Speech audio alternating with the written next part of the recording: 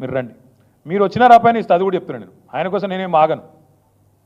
రమ్మనండి, high court CJ దగ్గర రమ్మనండి, ఢిల్లీలో సివిసి దగ్గర రమ్మనండి, తప్పకుండా అక్కడ అన్ని విషయాలు బయటపడతాయి. ఈ అన్నిటికి మించి నాకు ఆశ్చర్యం ఏంటంటే కేంద్ర ప్రభుత్వానికి సంబంధించిన ఈ నిధుల విషయంలో మాట్లాడి 24 గంటలు అయిపోయాయి. 8 మంది ఎంపీలు ఉన్నారు. రేవంత్ రెడ్డికి రోజు బాకాలుదే బీజేపీ ఎంపీలు. రేవంత్ రెడ్డికి 8 మంది ఎంపీలే నేను చెప్పేది. ఎమ్మెల్యేలు అమాయకులు, వాళ్ళకేం తెలియదు. 8 మంది బీజేపీ ఎంపీలు ఒక్కరు మాట్లాడతలేరు. కిషన్ రెడ్డి నోరు ఇప్పుతలేడు, బండి సంజయ్ నోరు ఇప్పుతలేడు, రఘునందన్ రావు నోరు ఇప్పుతలేడు, ఒక్కరు మాట్లాడతలేరు. ఏమైంది? ఇబ్బంది అవుతుందా మాట్లాడనికే? చెప్పాలి, ఎందుకు బీజేపీ ఎందుకు మాట్లాడట్లేదు? కేంద్ర ప్రభుత్వ పైసల్లో అవినీతి జరిగింది అని ఆధారాలతో సహా మేము రుజువు చేస్తుంటే నేను ఇంకొక మాట కూడా అడుగుతా బ్రదర్. 2 కోట్ల కంపెనీ ముఖ్యమంత్రి బామ్మర్ది, 2 కోట్ల కంపెనీకి 1000 కోట్ల వరకు ఇచ్చుడేగాక ఇంకా హుంకారాలతో, గింకారాలతో, అరుపులతో, బొబ్బలతో ఆగమాగం మాట్లాడి ఆయన గీతా గారి తమ్ముడు ముఖ్యమంత్రి బామ్మర్ది కాదు అని చెప్పి ఏదో పిచ్చి లాజిక్ చెప్పి కన్ఫ్యూజ్ చేస్తా అనుకుంటున్నావా?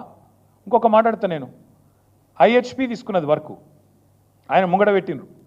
మెయిన్ కంపెనీ ఎవడైతున్నాడో క్వాలిఫికేషన్ ఉన్నాడు ఆయన అన్నట్టు 20% వర్క్ చేస్తారట, ముఖ్యమంత్రి బామ్మర్ది 80% వర్క్ చేస్తారట. చివరిగా నేను రాష్ట్ర ప్రజలకు కూడా ఒకటే మాట చెప్తా ఉన్నా. 9 నెలల్లోనే ముఖ్యమంత్రి గారి తమ్ముడేమో అనుముల జగదీష్ రెడ్డి 1000 కోట్ల పెట్టుబడి పెట్టేందుకు ఎదిగిండు. ముఖ్యమంత్రి గారి బామ్మర్దేమో 1137 కోట్ల వర్క్ చేసే స్థాయికి ఎదిగిపోయిండు 9 నెలల్లోనే. ఇదివరకు ఎందుకు లేవు ఇవన్నీ? సడన్గా ఎడికలు వస్తున్నాయి వేల కోట్ల రూపాయలు. చెప్పాలి, ఇవన్నీ సమాధానాలు రావాలి. 1000 కోట్ల పెట్టుబడి స్వచ్ఛ బయో అనే కంపెనీ అంత స్థాయి ఎట్లా వచ్చింది సడన్గా? ఇదివరకు లేనిది. ఇవాళ మరి ముఖ్యమంత్రి గారు బామ్మర్ది 2 కోట్ల లాభంలో ఉన్న బామ్మర్ది మరి తప్పు చెప్పినావా? ఎన్రోల్ ఇన్కమ్ ట్యాక్స్ చెప్పాలి ఇవన్నీ. సో ఇవన్నీ నిగ్గు తేల్చాలి అంటే నాకు చిత్తశుద్ధి ఉంది. హైకోర్టు చీఫ్ జస్టిస్ దగ్గర పోదాం, నేను వస్తా, డేట్ నువ్వు ఫిక్స్ చేయి, టైం నువ్వు ఫిక్స్ చేయి, లేదా సివిసి దగ్గర పోదాం, డేటు టైం నువ్వు ఫిక్స్ చేయి. Okay, thank you.